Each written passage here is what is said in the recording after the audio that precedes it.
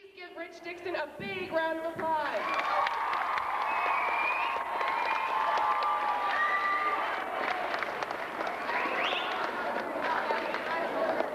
Well, thank you for that. It's really great to be at Blevins. Now, that was a really nice welcome, and a lot of speakers would like to get that kind of welcome after they're done. So how about if I just quit and you guys can go back to class?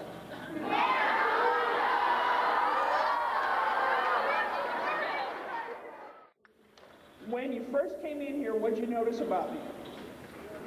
Now, first thing everybody always notices is the dog. Okay? So this is Monty, my service dog. Now, for those of you that he barked at, I have to tell you, he's trained to bark at people who didn't do their homework. So, those of you that he barked at, I don't know what to tell you. Okay? So, whenever I ask a group, why do you think they invited me? After a little while, somebody always says, well, maybe it's because you have a disability. Which I always like, because then I get to say, since when is being bald a disability?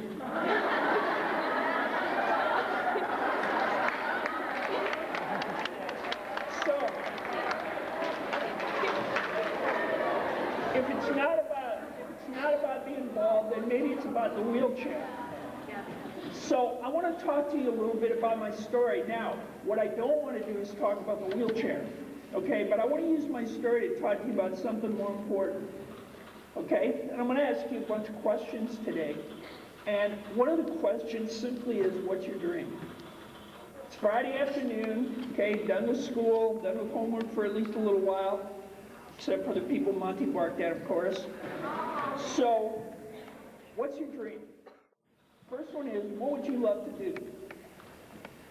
Second one is, why aren't you doing it?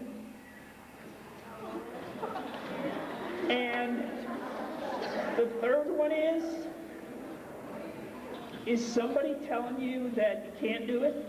Is somebody telling you it's impossible? See, I think that we're awful good at telling each other and telling ourselves that our dreams are silly. And so I want to tell you a little bit of a story that might help you to take a different look at that. Because I think that your dreams are a lot more within your reach than what you think. See the calendar? December 5th of 1987, I got up and I had a dream. I was going to put Christmas lights on my house. I'm working away on the roof, and the next thing I know, I'm looking up at a paramedic. Somehow I fell. Still don't know how. And so there was an ambulance ride and an emergency. And after about 4 hours of that, a doctor came in and said, well, guess what? You have shattered 3 vertebrae in your neck, and you've damaged your spinal cord, and you're paralyzed from the chest down, and it's probably going to be permanent. In fact, let me show you where I started. You see that red line? About 5 weeks after my injury, they put me in my first wheelchair, and they took me out in the hallway, nice smooth tile floors, kind of like this, only it wasn't wood. And that red line is 10 feet long. And they had a piece of tape on the floor. And they said, you have to push your chair 10 feet without stopping. Now, 10 feet's about from me to these guys, and I'll show you how hard that is.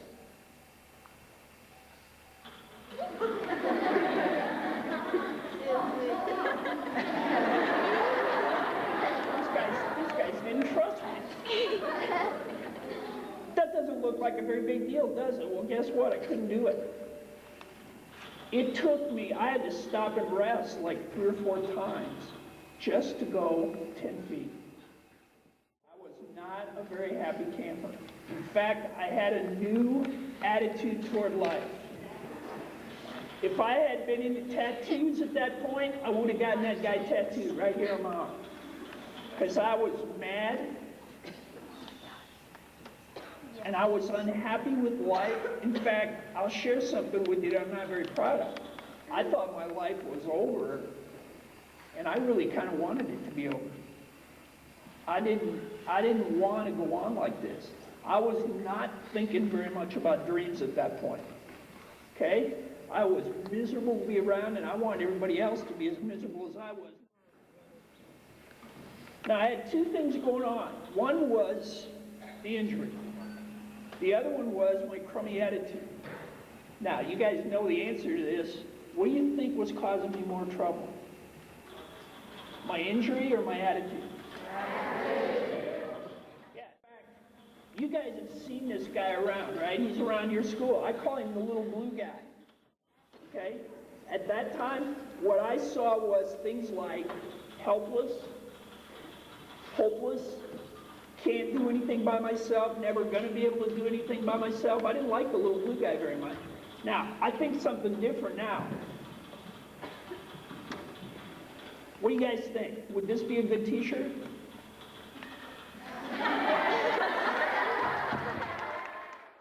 And one day a physical therapist sat me down. He told me something that really kind of changed my life. He drew a circle like that on a piece of paper, and he wrote the number 10,000 in it. And he said, Rich, I want you to imagine that that circle represents the 10,000 things you could do before you got hurt. He wrote the 2,000 in the empty space, and he said, okay, so you just lost 2,000 things. You can't walk, you can't play basketball, you can't ride a bike, you just lost 2,000 things. Now, that's terrible. But, do the math. You got a choice. Are you going to spend the rest of your life griping about the 2,000 things you lost? Or are you going to focus on the 8,000 things that are left? Now, at the time, that didn't seem like something I wanted to hear, but it really changed my life. And it's become something that I like to talk about because it's not just about being in a wheelchair. It's about life. Don't let what you can't do keep you from doing what you can do. Now think about that for a second. See, I believe in you guys. You guys are full of gifts, talents, potential, things you can accomplish, but we spend an awful lot of time telling ourselves about the 2,000 things that we're not so good at. The tall guy is Manute Bol. Manute Bol's the tallest guy to ever play in the NBA. He's about 7'10". The short guy is Spud Webb. Spud Webb, they said, was 5'3", but I don't think he was that tall. Now, they're both professional basketball players. Which one do you think won the NBA Slam Dunk Championship? Check it out. Nope, short one.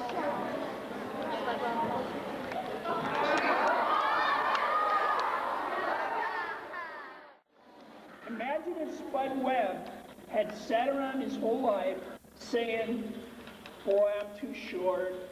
Okay, I want to be a pro basketball player, but it's not fair. 2,000 things you can't do, 8,000 things you can do.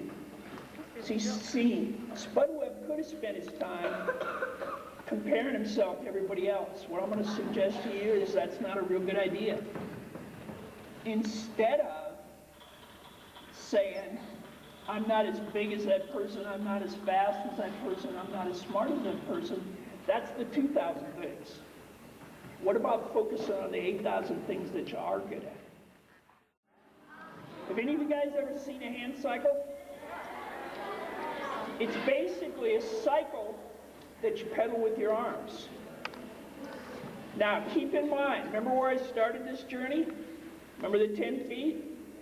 Okay, well now, this friend of mine is saying, you should learn how to hand cycle.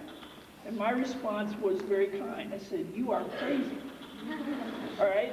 But my friend was pretty persistent. His name is Steve. I got all excited because I thought, hey, I can do that. 3-4 weeks, I'll look just like him. Well, in fact, I looked more like the guy on the right. And so when I started hand cycling, I wasn't very good. Okay? I could barely make the thing move. And then I got this dream. Now, what do you think of this? Started out, couldn't go 10 feet. And I got this crazy idea. I'm going to crank my hand cycle 1,000 miles. And guess what? I did it.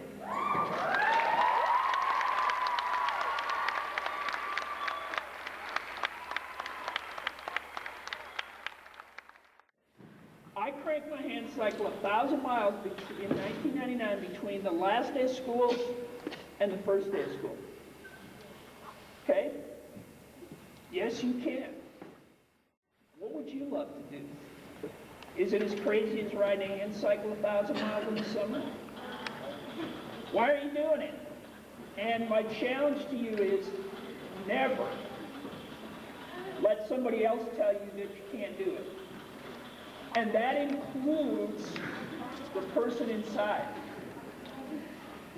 Do you ever get something in your head that you think you'd like to do, but there's a little voice in here that says, nah, I can't do that? Don't let that happen, guys. And so one day I went into a physical therapist and I said, you know what, I can't write anymore because you guys might have noticed that my hands don't work very well. And she said, well, use a computer. And I said, well, duh. How do you type when your fingers don't work? And so she gave me these things. Now, here's one of them. It's nothing but a regular old pencil with a piece of foam rubber on it. She said, type with those. Now, I whine, you can't do that. Can you type with something like that? Well, in the last 3 years, I've published 3 dozen magazine articles, a 52,000 word book, and 4 times a week I write a 1,000 word blog.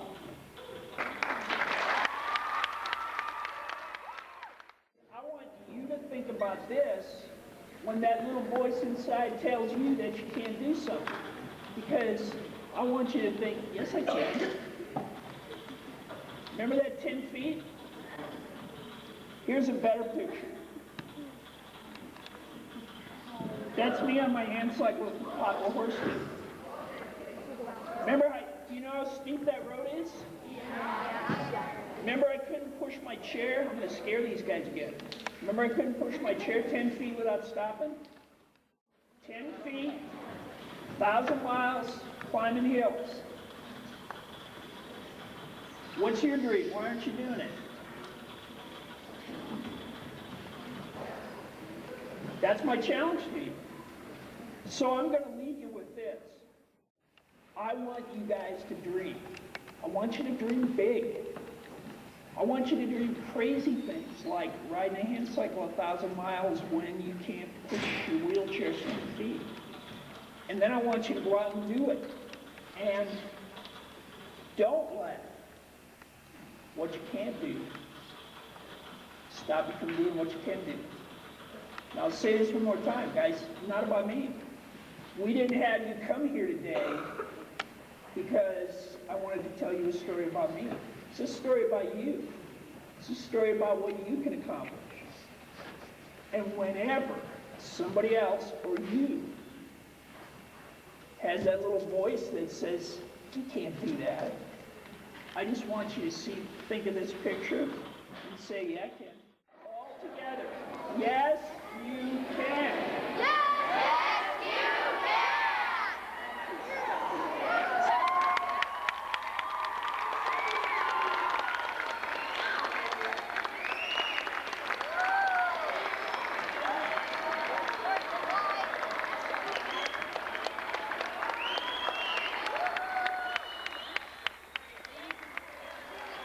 Ladies and gentlemen, boys and girls, let's give Mr. Dixon one more big round of applause.